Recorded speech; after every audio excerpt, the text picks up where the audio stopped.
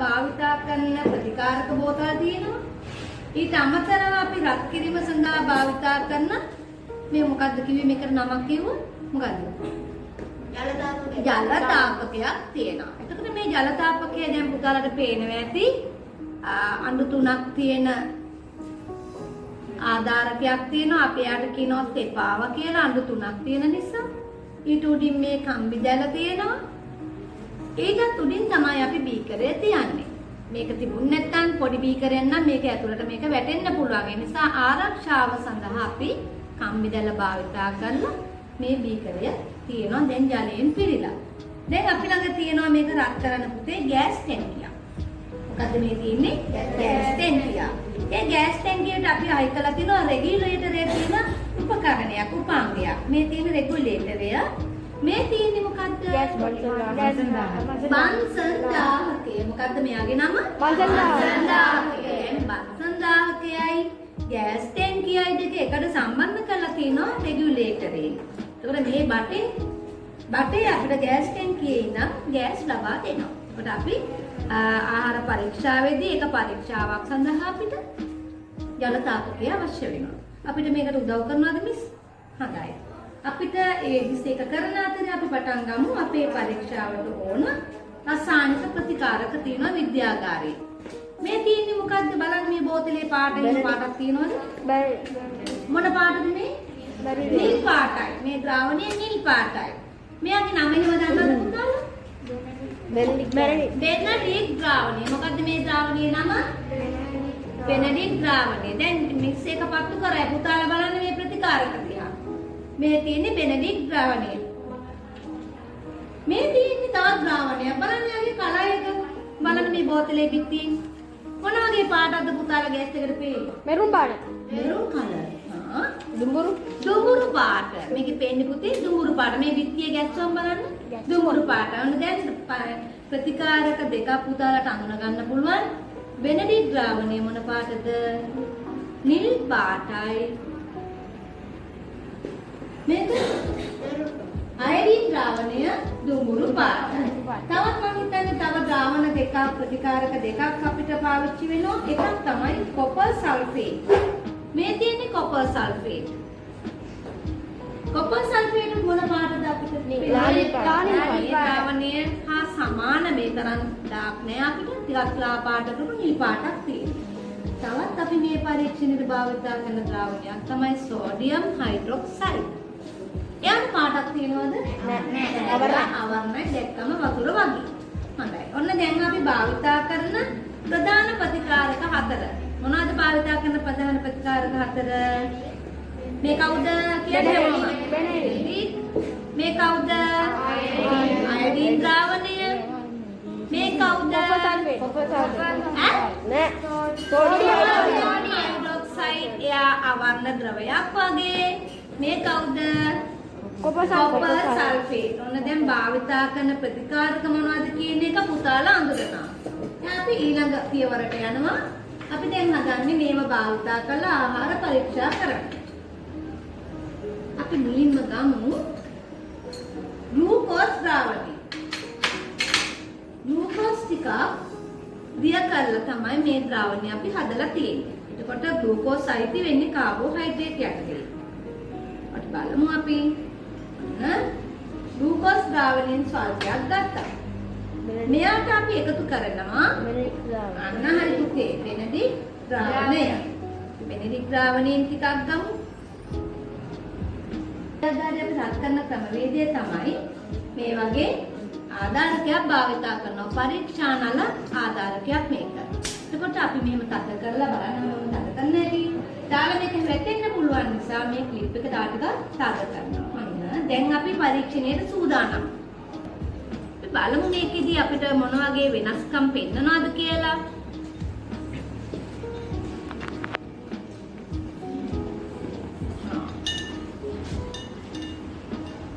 අපි ඒක පොඩ්ඩක් එහෙම තියලා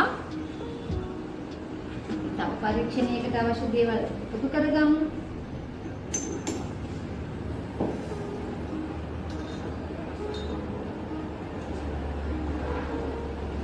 අතරේ මෙයාගේ නිරීක්ෂණ ගන්න අතරේ අපි තව එක පරීක්ෂණයක් කරමු. අපිට තියෙනවා පිෂ්ඨ ද්‍රාවණයක් බත් පොඩි කරලා ඒකෙන් ද්‍රාවණයක් හදලා. එතකොට අපි මේකේ පරීක්ෂණයේ ප්‍රතිඵල දෙනකම් අපි කාලය මැනේජ් කරගන්න. ඔන්න බත් වලින් අපි හදපු ද්‍රාවණයක් තියෙනවා. මේකේ තියෙන්නේ කාබෝහයිඩ්‍රේට්. කාබෝහයිඩ්‍රේට් හඳුනා ගැනීමේ පරීක්ෂණයට අපි මොනවද භාවිතා කරන අයඩින් ද්‍රාවණය. බලමු දැන් අපිට මේකට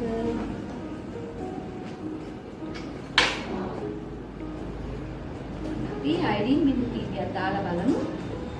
මෙයාට මොකද වෙන්නේ කියලා. ඔන්න හැමෝම බලන්න මොකද්ද වෙන්නේ කියලා. කළු පාට වෙනවා. ද්‍රාවණයේ මොකද්ද වෙනසක් වෙනවා? ඔයගොල්ලෝ කියනවා කළු වෙනවා කියලා. අපි බලමු ටිකක් කොලවල. තද දම් පාට. දැන් මොකද කියන්නේ? තද දම් පාට. අපි කළු කියලා කිව්වට ඊට වඩා වෙනස් කලර් එකක් තියෙනවා. මේ බලන්න. තද නිල් පාටට උරු කළු පාටක් වගේ පේනවා. තද නිල් පාටක් පෙන්වන්නේ.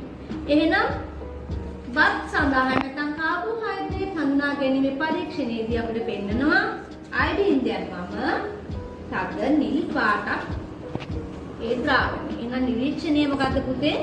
තද නිල් පාටක් වෙනවා. මොකද්ද අපි කළේ? බත් වලින් බත් ද්‍රාවණයෙන් පරීක්ෂානාලයට ටිකක් දාලා ඒකට අයඩින් බිඳු කීපයක් දැම්මා. එතකොට නිරීක්ෂණය මොකද්ද? තද නිල් පාට උරු තද නිල් පාට ඇති වුණා. දැන් එහෙනම් හඳුනාගත්තේ ඇයිද එහෙනම්? කාබෝහයිඩ්‍රේට් අඩංගු ආහාර වේලා ආහාරයක් හඳුනාගන්නේ කොහොමද කියලා අයඩින් දැමුව විට නිල් පාට වෙනවා. එකක් කරා. දැන් තාම අපේ මේ පරීක්ෂණයට උත්තර නැහැ. තව ටිකක් අපි තියමු රත් වෙනකම්. තවත් එකක් කරමු. අපිට තව තියෙනවා හදලා බිත්තර සුදු මදය. බිත්තර සුදු මදේ තියෙන්නේ මොනවද පෝෂකය? මොනවද තියෙන්නේ? very good. ප්‍රෝටීන් තියෙන්නේ. ඔන්න බිත්තර සුදු මදයක් අපි දැන් ද්‍රාවණයක් හදලා තියෙනවා. අපි ඒ ද්‍රාවණය මේකට ගන්නවා.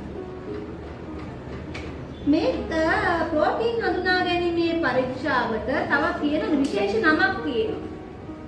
මට ඇහුණා කලින් ටීචර් කියනවා ඒකේ නම. මොකක්ද නම? බියුරේ බයියුරේට් පරීක්ෂාව. මොකක්ද නම? බයියුරේට් පරීක්ෂාව. දැන් අපි මේ ද්‍රාවණි බයියුරේට් පරීක්ෂාවේදී පුතා ප්‍රෝටීන් හඳුනා ගැනීමේදී භාවිතා කරනවා ප්‍රතිකාරක දෙකක්. මේ තියෙන්නේ ප්‍රතිකාරක දෙක. දැන් හඳුනා ගන්න මේ මොනවාද? සෝඩියම් නිරීක්ෂණ නාල. අපි එකක් බලන්න. කොළ පාට. බලන්න ද්‍රාවණයේ කලර් එක කොළ පාට වුණා. බලමු තවත් වෙනස්කම් වෙනවද කියලා. නිල් පාට කොළ පාට වුණා. දැන් තව ටිකක් වෙලා තියමු ජලතාපකේ. ඒ අතරේ අපි මේ පරීක්ෂණයට යනවා බිත්තර සුදු මදේ. හරි? දැන් බයියුරේට් පරීක්ෂාවේදී භාවිතා කරන රසායනික ද්‍රව්‍ය දෙකක් සෝඩියම් හයිඩ්‍රොක්සයිඩ් සහ කොපර් සල්ෆේට්. අපි මේ මිලිලීටර් 2 බැගින් දාන්න කියලා කියනවා. අපි පොඩ එකතු කරමු බලන්න. ඔන්න අපි අතුරු කරනවා කොපර් සල්ෆේට් ටික. බලන්න. ඒකට තව අපි දාන්න ඕන සෝඩියම් හයිඩ්‍රොක්සයිඩ්. ඒක තමයි මේ පරීක්ෂණය නිරවදි වෙන්නේ. දැන් බලන්න මේකේ උදාහරණ දකින්න හම්බ වෙන දේ. පේනවද? ඊට කහ පාට නෝනේ. දැන් ඒ අතරේ අපේ මේකේ පරීක්ෂණයේ අපිට නිරීක්ෂණයක් පෙන්නනවා ඉස්සෙල්ලා මොන පාට නිල් ඊට පස්සේ කොළ දැන් පාට වෙලා. තව ටිකක් අපි අවතියමුකෝ. දැන් බලන්න ප්‍රෝටීන් පරීක්ෂාවේදී බිත්තර සුදු මදේට බයියුරේට් පරීක්ෂාව කරාම මොකද්ද කලර් එක? දම් පාට. දම් පාට. නම් මේ සුදු කොලේ තියෙන ඔයගලන්ට කලර් හරියට පේන්නේ නැහැ. ඒක මොකද? ඊට අර සුදු පාට වෙන්නේ. නෑ ඒක තාම මිශ්‍ර වෙලා නැති නිසා. හරි. අපිට කලවම් කරන්න පුළුවන්. ඒකනේ මේ වගේ දම් පාටක් අපිට දකින්නට හම්බ වෙනවා. එහෙනම් ප්‍රෝටීන් හඳුනා ගැනීමේ පරීක්ෂාවේදී අපි භාවිතා කරපු ප්‍රතිකාරක දෙක මොකක්ද? සෝඩියම් හයිඩ්‍රොක්සයිඩුයි කොපර් සල්ෆේට්. එතකොට මේ දෙන්න භාවිතා කරලා කරාම අපි කියන්නේ බයියුරේට් පරීක්ෂාව කියලා. දැන් අපිට දෙන නිරීක්ෂණය මොකද්ද? බිත්තර සුදු මදේ දම් පාට වෙනවා. එහෙනම් ප්‍රෝටීන් හඳුනා ගැනීමට භාවිතා කරන රසායනික ද්‍රව්‍ය දෙක ඒ වගේම දකින නිරීක්ෂණීය පුතාලට හඳුනා ගන්න පුළුවන්. ටීචර් දැන් තැඹිලි පාට. අන්න මේ පැත්තෙන් තව ඔයගලට නිරීක්ෂණයක් එනවා. තැඹිලි තද කහ පාට. කහ පාට දැන් ආයි වෙනස් වෙලා තැඹිලි පාටට දැන් අපි වර්ණ පිළිවෙලින් මතක තියාගන්න ඕන. මුලින්ම ආපු වර්ණය කියන්න මට අපි ඊට පස්සේ දැන් තවත් ටිකක් වෙලා අපි සියම බලන්න තවත් උණුසුම් වෙන්න මෙයාව. අවසානයේ ලැබෙන වර්ණය මොකක්ද අපිට? ග්ලූකෝස් හඳුනා ගැනීමේ පරීක්ෂණය ටික වෙලාවක් යනවා. මොකද ජල තාපය කියලා අපි රත් කරන්න ඕන නිසා. ඒ අතරේ අපි තව පරීක්ෂණ දෙකක් කළා. නැවත මතක් කරමු බලන්න. අපි බත්තිය කරලා ගත්ත කාබෝහයිඩ්‍රේට් ද්‍රාවණයට අපි දැන් අයඩීන් ද්‍රාවණයෙන් බිඳු කීපයක්. එතකොට අපිට ලැබෙන නිරීක්ෂණය මොකද්ද? මොකද්ද ලැබුණේ? තද නිල් පාටයි. නැවත අපි මතක් කරමු තද නිල් පාටයි. එතකොට කාබෝහයිඩ්‍රේට් අඩංගු ආහාරයකට අයඩින් දැම්මම තද නිල් පාටයි. මතකද දැන් නිරීක්ෂණය? right. ඊළඟ එක අපි කතා කරා බිත්තර සුදු මදේ අඩංගු ප්‍රෝටීන් ද්‍රාවණයකට බයොලට් පරීක්ෂාව කරාම දම් පාටයි. හරිද? දැක්කද මම? හරි. තව එකක් තියෙනවා අපිට කරන්න. පරිප්පු ද්‍රාවණයක් තියෙනවා. පරිප්පු වල තියෙන පෝෂණය මොකද්ද පුතේ? ප්‍රෝටීන තියෙන්න පුළුවන්. අපි බලමු ඇත්තටම ප්‍රෝටීන තියෙනවද කියලා අපි චෙක් කරන්න නෑදන්නේ. හරි. ඒකටත් කරන්නේ මොන පරීක්ෂාවද? අයඩීන්ද? බයොලට් පරීක්ෂාවද? very good. බයොලට් පරීක්ෂාව. එහෙනම් අපි කොපර් සල්ෆේට්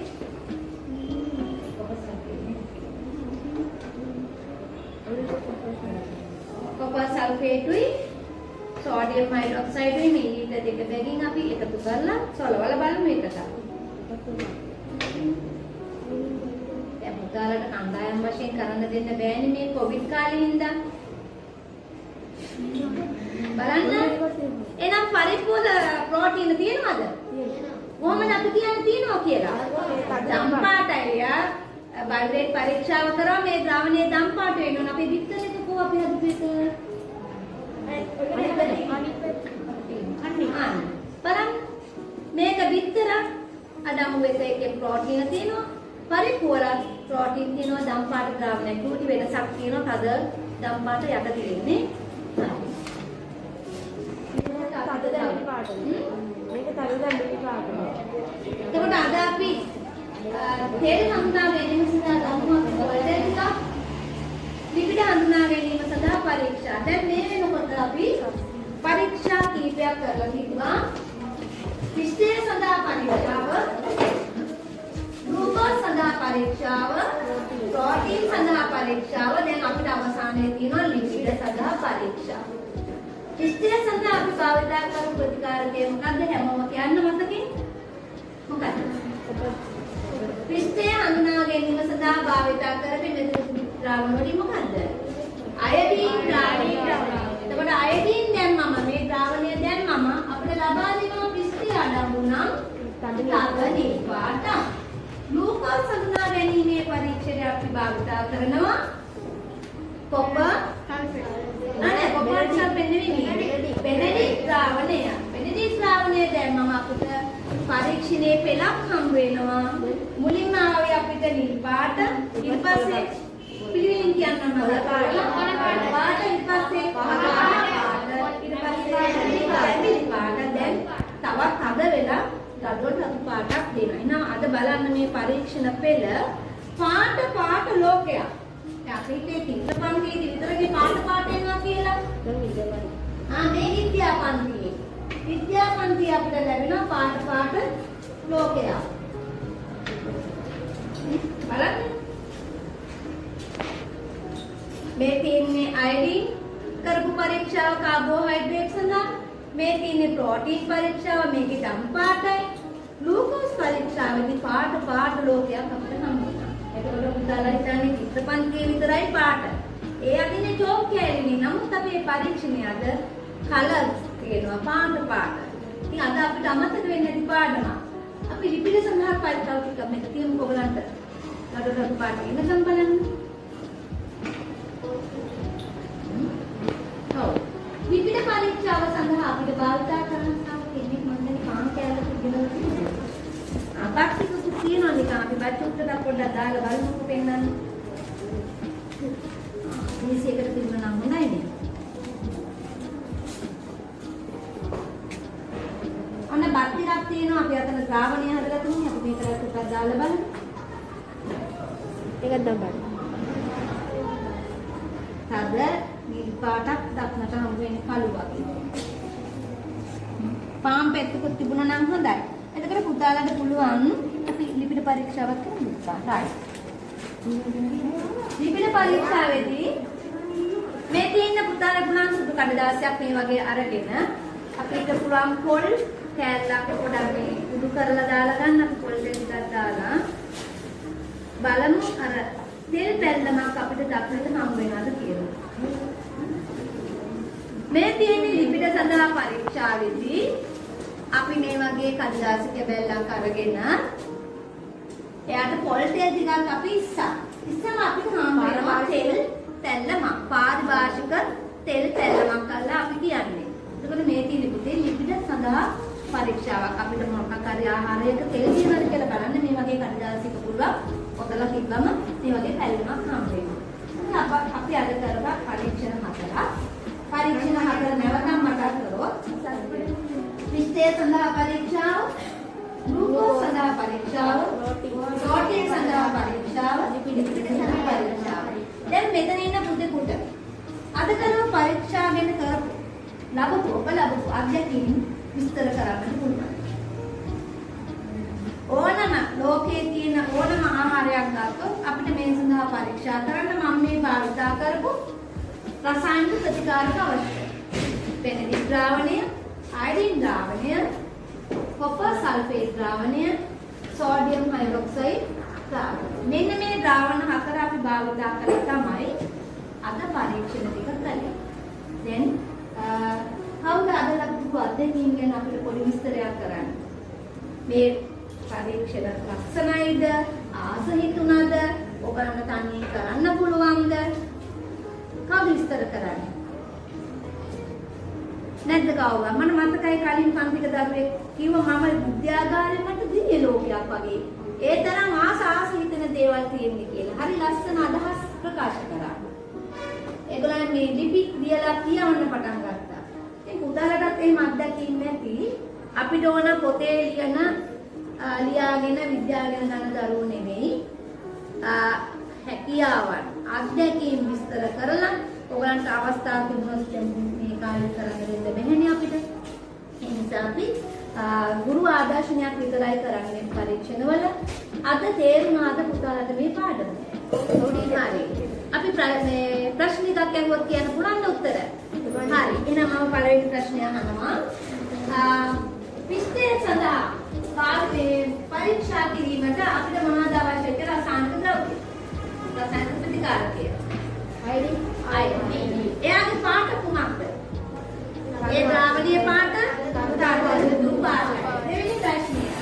ග්ලූකෝස් පරීක්ෂණය සඳහා අපි භාවිතා කරපු රසායනික ප්‍රතිකාරකය කුමක්ද?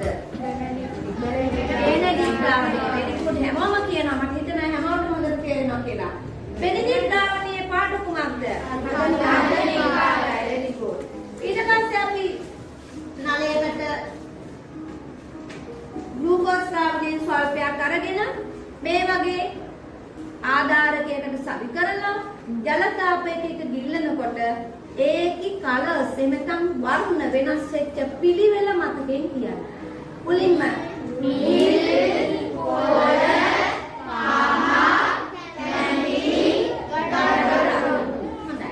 යම්කිසි අපිට කියනවා මේ ද්‍රාවණය දීලා ද්‍රාවණය කියන්නේ මොකද්ද කියලා. අපි යම්කිසි ද්‍රාවණයක් දෙනවා. දීලා ඉවරලා අපිට කියනවා මේකට බෙනෙඩික් ද්‍රාවණය දාලා මේ ජල තාපකයක දාලා තත් කරා. එතකොට දැන් ද්‍රාවණය නවතින්නේ. එතකොට ඒ ද්‍රාවණය මුලින්ම නිල්, කොළ, කහ, තැඹිලි, ගඩොල් වර්ණයක් ලබා දුන්නා. එහෙනම් ඔබ මේ භාවිතා කරපු ආහාර වර්ගය කුමක්ද? ග්ලූකෝස් ළමයි. හරි. ළමයිට මේක මතකයේ තියෙනවා. තව එකක් අපිට ආයි කියනවා අපිට එක්තරා ද්‍රාවණයක් ආහාර පරීක්ෂාව සඳහා ලබාගත් ද්‍රාවණයක් තියෙනවා. ඒ ද්‍රාවණය ස්වල්පයක් 7 වසර ශිෂ්‍යයෙක් පරීක්ෂානාලයකට දමන ලදී. එයට බෙනඩික්ට් ද්‍රාවණයෙන් බිඳු කිහිපයක් එකතු කර විට තද නිල් පාටක් ලැබුණි. ඒ භාවිතා කරන ලද ආහාර වර්ගය කුමක්ද? අයඩින් භාවිතා කළේ තද නිල් පාටක් ආවේ. උත්තරේ නෝ මේ පැත්තේ පිස්ටය. භාවිතා කරේ පිස්ටය අඩංගු ආහාරයක්. කියන්නේ ආහාරය කුමක්ද කියලා. ඔබලා කියනවා දාන ප්‍රතිකාරකේ සහ නිරීක්ෂණය. ඔබයි තීරණය කරන්නේ නිගමනය ගන්නේ මේකේ තියෙන්නේ පිස්ට අඩංගු ආහාරයක් කියලා. ඊළඟ එක තවත් අවස්ථාවක තියෙනවා 7 වසර ශිෂ්‍යයෙක් එක්තරා ආහාර වර්ගයක් පරීක්ෂානාලයකට දමා සෝඩියම් හයිඩ්‍රොක්සයිඩ් මිලිලීටර් 2ක්ද කොපර් සල්ෆේට් මිලිලීටර් 2 බැගින් එකතු කර සොලවන ලදී. එවිට දම් පාට ද්‍රාවණයක් සෑදේ. ඔබ භාවිතා කරපු ආහාර වර්ගය කුමක්ද? රෝටි කඩවා ගහන්න හැමෝටම අකුඩියක්. තවත් අවස්ථාවක් තියෙනවා පාන් පෙට්ටක් උඩින් යමිලා තියෙනවා අපිට. කොහොම ආදරණීය කෙනෙක් ලෝභ නැතුව පාන් කෑල්ලක් ඉවලා තියෙනවා. අපි බලමු. පාන් වල අපි දන්නවා සාමාන්‍යයෙන් කාබෝහයිඩ්‍රේට් අඩංගුයි කියලා. එහෙනම් අපි බලමු කාබෝහයිඩ්‍රේට් සඳහා පරීක්ෂණය කරන්නේ අපි අයඩින් ද්‍රාවණයෙන් අපි බිඳු කිහිපයක් එකතු කරමු. කමන්නේ නේද? දුක හිතෙන්නේ නේද? මෙන්න බලන්න ඔබේ දැසින්. පාන් කෑල්ලේ අපිට දක්නට ලැබෙනවා තද නිල් පාටට උරු පැල්ලම් ටිකක්. මේක ඇත්තටම ඔහොම බැලුවම පේන්නේ කළු පාටට. ළමයාට පේන්නේ කළු පාටට වුණාට අපි දැක්කා ද්‍රාවණය අපි සොලවනකොට අපිට හම් වෙනවා මේ වගේ තද නිල් පාටක්. හරිද? අන්න ඕනම ආහාරයක මේව තියෙනවද කියලා බලන්න. මේ පරීක්ෂණ තීරණකාරක වලින් බලවත් පාටයි. දෙන්නේ විලද පුතේ. හරි. මෙන්න බලන්න අපේ අවසානය. මේකට ගොඩක් වෙලා යන නිසා අපි ඉතිරි ඒවත් කරා. අද මගේ පුතාලට මේ පාඩම තේරුණාද? තේරුණා. ඒකල ලිපින සඳහා පරීක්ෂාවේදී අපි කලේ මොකද්ද? ලිපිට අඩංගු ආහාරයක් සුදු කඩදාසියක ඔතලා අපි බලනවා මේ වගේ තෙල් පැල්ලමක් ඉන්නතම පාරිභාෂික තෙල් පැල්ලමක් ලැබෙනවාද කියලා. ලැබෙනවා නම් ඒ ආහාරේ ලිපින තියෙනවා. එහෙනම් අද පුතාලට මේ පාඩම රසවත්ද? හොඳයි. එහෙනම් කවුද අද කතා කරන්නේ? මෙතනට ඇවිල්ලා ආහාර පාඩම සම්බන්ධව කතා කරන්න පුළුවන්ද? කියන්නේ මොකද්ද? සභාවෙන් අවසරයි. මම මෙතනට පැමිණි ආහාර පරීක්ෂා ගැන කතාවක් පවත්වන්නයි. අහගන්න පුතේ. කියන්නේ ඔන්නෝම. දැන් කතා කරන්න ඉන්නේ කට්ටිය. අපි මේ පරීක්ෂණය සඳහා අපේ විද්‍යාගාරයෙන් භාවිතා කරන ප්‍රතිකාරක 4ක්. එකක් බෙනඩික්ට් ද්‍රාවණය, අනිත් එක අයඩින් ද්‍රාවණය, තව දෙකක් පාවිච්චි කළා සෝඩියම් හයිඩ්‍රොක්සයිඩ් සහ කොපර් සල්ෆේට් ද්‍රාවණය. මොන ප්‍රතිකාරක 4 කිව්වා. ඊට පස්සේ අපි කියනවා අපි මේ පරීක්ෂාව සඳහා ජල තාපකයක් සකස් කරගන්න හැටි. ඊට පස්සේ පරීක්ෂණ කරන පියවර සහ දකින්න නිරීක්ෂණ. ඊට පස්සේ නිගමන. ඒකට ඔයගලන්ට අද මම හිතන්නේ පොතේ ලියන ඒවාට වඩා ප්‍රායෝගික පරීක්ෂණ සැකසීම් කළේ ආසාවෙන් හැමෝම බලන්න. ඉතින් මතකයේ තියෙනවා හැම දිනකටම බොහොම ස්තුතියි. ආපහු අපි හම්බෙමු. ආයිබෝවන්.